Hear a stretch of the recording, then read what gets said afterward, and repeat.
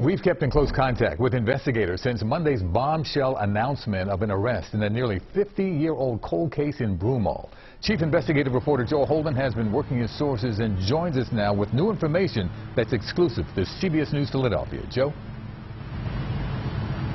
Yuki, good evening. And the defendant in this 50-year-old cold case is now being looked at for his potential involvement in other unsolved cases.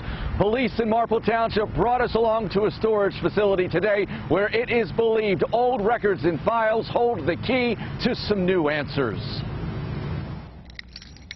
And it wiped a lot of records out. Behind a random door inside a Marple Township building that shares space with a gym and a doctor's office, dusty old township records, stacks of files that survived a flood some years ago. Today, police invited us along as they looked for a report from the mid-1970s. They say that report was filed by a mom who told officers back then a stranger attempted to kidnap her son near Westchester Pike and New Ardmore Avenue.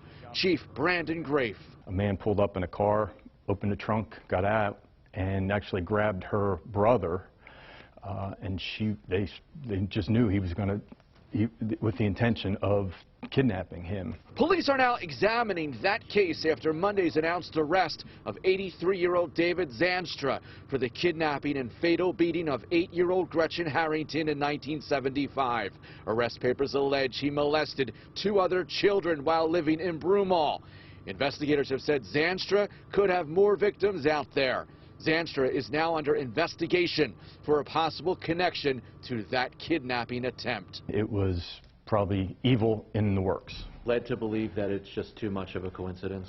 Yeah. I mean, we'd like to rule it in or rule it out as Zandstra. Prosecutors say Zandstra, a one-time reverend, moved around a lot. The results of a DNA test are pending and will be entered into a national database to determine possible connections to other investigations. My mind goes to the places that he's lived at, for the past 48 years in Texas, California, Georgia. This generally is not, somebody doesn't do this one time. And tonight, police are still looking for that incident report that goes back to the 1970s concerning that attempted kidnapping. An eyewitness to the crime first contacted us here at CBS News Philadelphia, concerned about the information she knew from way back when about that attempted kidnapping. She then called police after news of Zandstra's arrest. And that's what jump-started the re-examination of the attempted kidnapping. Zandstra is fighting his extradition to Pennsylvania, sitting in a Georgia prison cell. His court records do not list an attorney for him. We're live in Broomall. This is Joe Holden, CBS News Philadelphia. All right, Joe, thanks for that.